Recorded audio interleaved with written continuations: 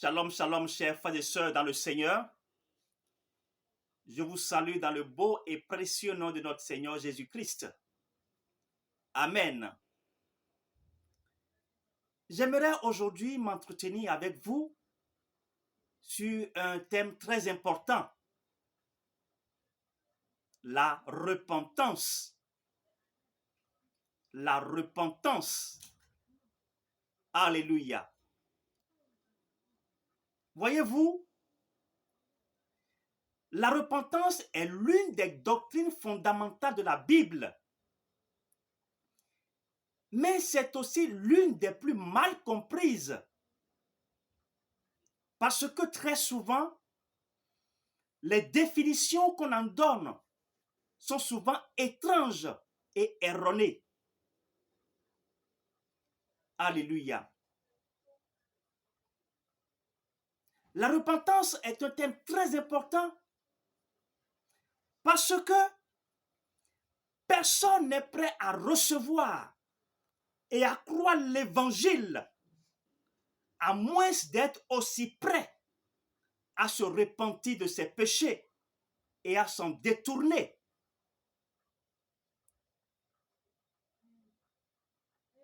C'est pourquoi nous pouvons constater, avant que Jean-Baptiste ne rencontre Jésus, il avait un seul message dans la bouche. Alléluia. Jean-Baptiste avait un seul message.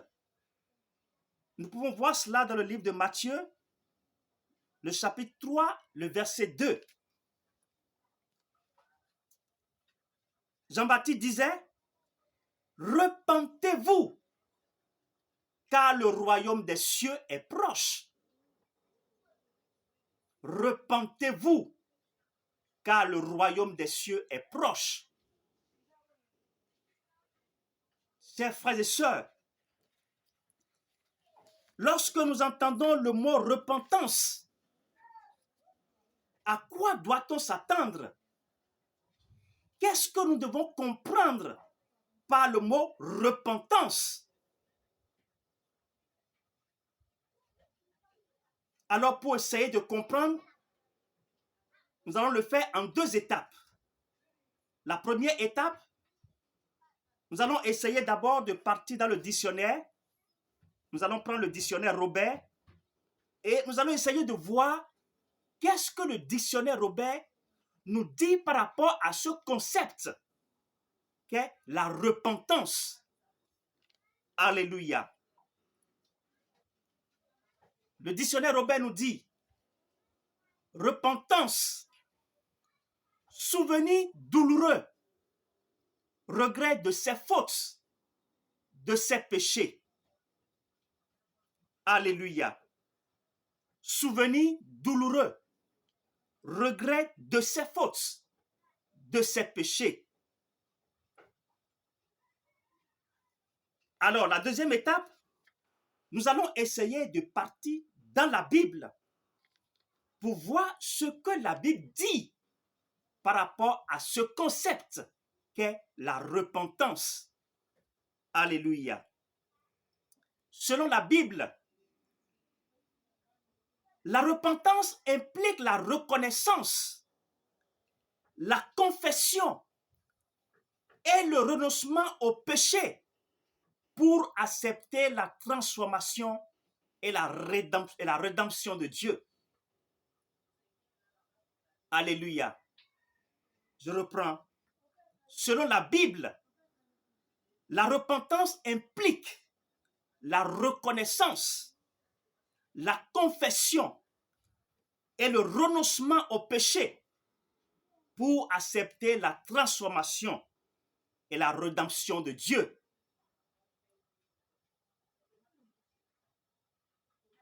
Alléluia. Selon la Bible, les actes de repentance n'obtiennent pas le pardon de Dieu pour des péchés, mais plutôt le pardon est attribué comme un don de Dieu pour ceux qu'il sauve.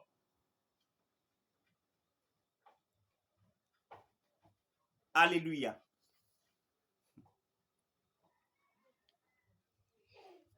Quand nous examinons cette définition de la Bible, nous pouvons dire que la vraie repentance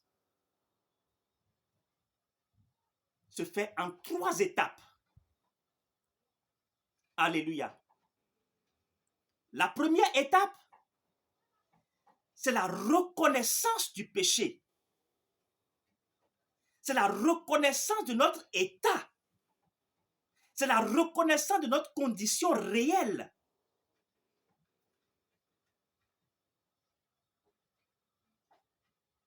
La deuxième étape, c'est la confession du péché. C'est bien de reconnaître, mais il faut confesser aussi le péché commis. Il faut confesser la faute commise. Et la troisième étape, c'est le renoncement au péché pour accepter la transformation et la rédemption de Dieu. Alléluia. La vraie repentance consiste à reconnaître notre condition réelle et son fruit nous amène à prendre des décisions qui produisent des changements durables.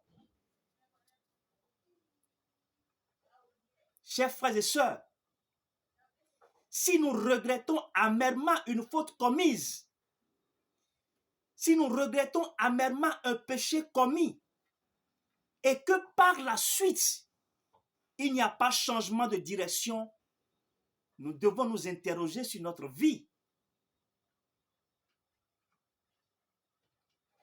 La repentance sans le changement n'est que de la manipulation et de l'hypocrisie.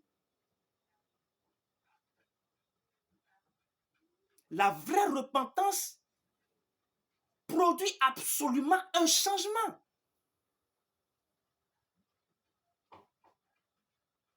Alléluia. Nous devons apprendre à vivre les concepts de la Bible comme la Bible l'indique. Nous devons vivre les concepts de la Bible comme l'ont vécu les gens de la Bible. Et c'est en faisant cela que nous pouvons avoir le résultat de la Bible. Très souvent, nous disons que nous regrettons notre péché. Mais quelques instants après, nous retournons encore à ce même péché. Nous retournons encore à notre vomissure. Ce n'est pas de la vraie repentance.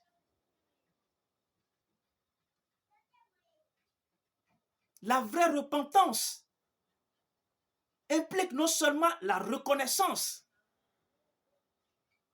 mais aussi la confession et le renoncement au péché pour accepter la transformation et la rédemption de Dieu. Chers frères et sœurs, je voudrais nous inviter à pratiquer la vraie repentance. Si nous voulons avoir les fruits, si nous voulons bénéficier des fruits de la repentance, nous devons pratiquer la repentance comme la Bible l'indique. Lorsque nous lisons dans le livre de Matthieu, le chapitre 3, le verset 8, la Bible dit « Produisons du fruit digne de la repentance. »